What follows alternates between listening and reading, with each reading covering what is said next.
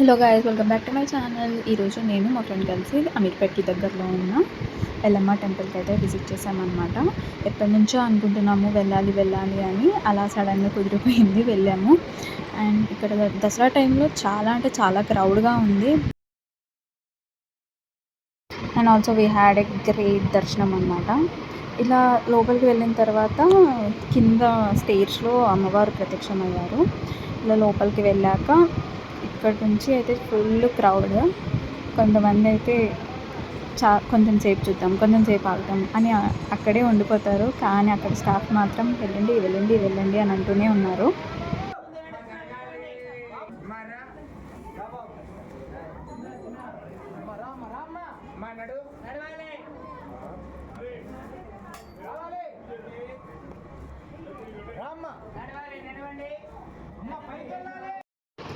And after దర్శనం and right side టెంపుల్కి right side కూడా కొన్ని విగ్రహాలు ఉంటాయి, అక్కడ కూడా మనం వెళ్ళి దర్శించుకోవచ్చు.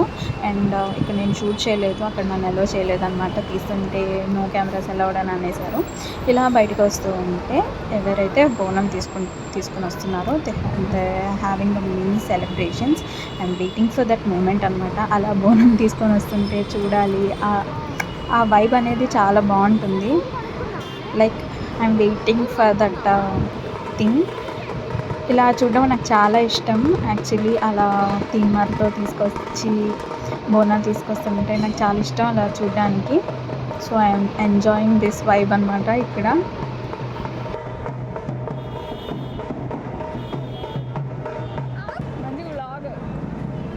అండ్ ఆఫ్టర్ కంప్లీటింగ్ ఆ దర్శనం అండ్ ఇక్కడ మినీ స్టాల్స్ అయితే ఉన్నాయి. పూజకు కావాల్సిన సామాన్లు అనేవి ఇక్కడ అవైలబుల్గా ఉన్నాయి. ద మెయిన్ థింగ్ టాయ్స్, జాతరలో the main thing for kids ఇక్కడ అవైలబుల్గా ఉన్నాయి.